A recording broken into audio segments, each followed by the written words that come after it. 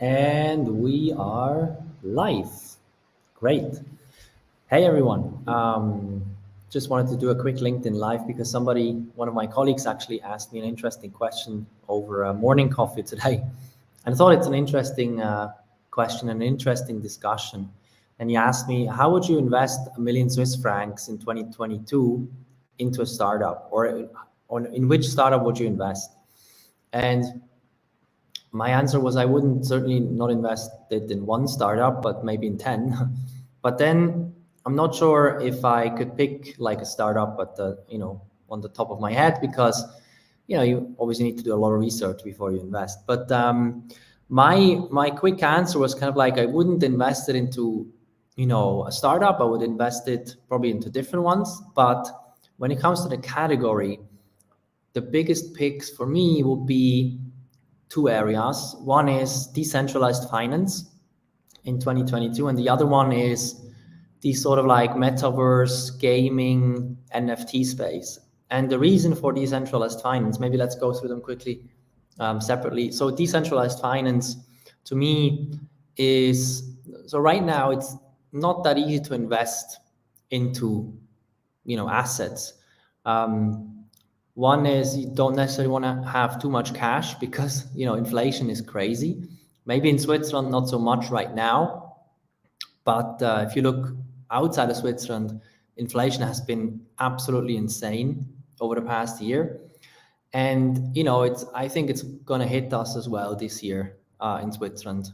But yeah, so that's one thing. So inflation is kind of crazy, and it's not that easy to pick a winner, to pick the right assets, because also stuff has been so much at the top and then just went higher and then went higher and then went higher, that it's not like you're investing in a dip, and you don't know if things are going to blow up this year. It's very likely, but then it's been likely for the past years too.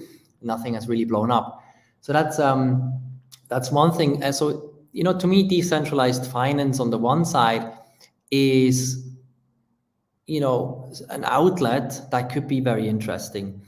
And comparing it with the normal financial system, to me, it also has a lot of advantages because you keep a lot of the yield that you usually give away in fees. And in middlemen and in banks and in all kinds of fees, you keep a lot of the yield. Now, it's of course extremely risky because it's still very new. But the other thing is with decentralized finance is it's going to be a huge hurdle, I think, and still is a huge hurdle when I look at the user experience. I mean, for me to actually get, real cash, fiat money into, for example, PancakeSwap, it's incredible. Like how many steps you have to take to actually get there. You need to be quite educated to understand how all that works. And yeah, I think that's going to be a huge hurdle to solve this year, hopefully, that we're going to be able to tackle it to make it more accessible for the average human being, for like the person, making it as easy as e-banking, making it as easy as using Revolut, and maybe not even knowing that you're using decentralized finance or not seeing the difference. So I think that's decentralized finance. Then when it comes to gaming, metaverse, NFT, I think that's probably even more risky than decentralized finance because it's kind of like newer in a sense and even more untested. But the big, the big opportunity I see there is in that combination of metaverse, gaming, NFTs, because NFT does not equal JPEGs. Right now, it kind of like does, right? But the use case is arguably not the JPEGs eventually, long term. So I think the real use case in the short term for NFTs is gaming because it's utility. In gaming, it's utility. I remember I used to game a lot like 15 years ago. And the way, I went about purchasing in-game items was I went to eBay and spent a couple of $100 on something. And then, of course, first of all, I didn't own that item, right? Blizzard owns that item, not me. And then the second one is that how should I know that I'm actually going to get that item after I bought it on eBay? It was like super Wild West, and things have been becoming much easier to do these days, but still the ownership, I think, is a huge topic.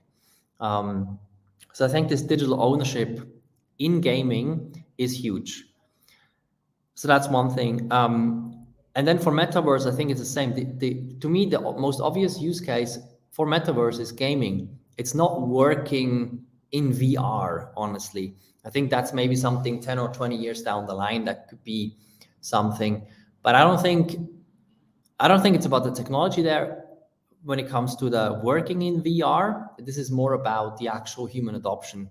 And I think that's what's going to take like 10 to 20 years or something for us actually to be, even if we eventually get there, for us to be adopting this. That's one thing. But gaming, why would you not want a more immersive experience? Like, why not? I don't see the point there. Why not? And even maybe another more closer use case is the actual, the whole social space.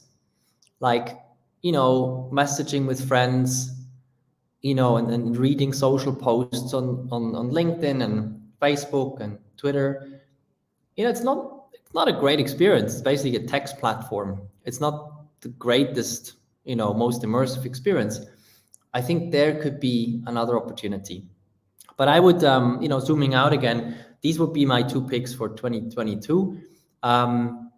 Maybe it's very focused on blockchain, but I think that sector is going to do incredibly well again this year. But of course, anything can happen and anything could nuke. But, going back to that question, that's how I would go about it. And I would be super interested in hearing your perspectives on that, because I'm sure there's people who are so much more knowledgeable than me in that sector, because this is still very new to me. I really got into it just a couple of months ago, and I'm just very, very excited about it. And I'll be super interested to hear more about your perspectives and your insights. I'd love to see comments, share things, go back and forth. I'd be super interested. Cool. Just wanted to jump quickly live and share that.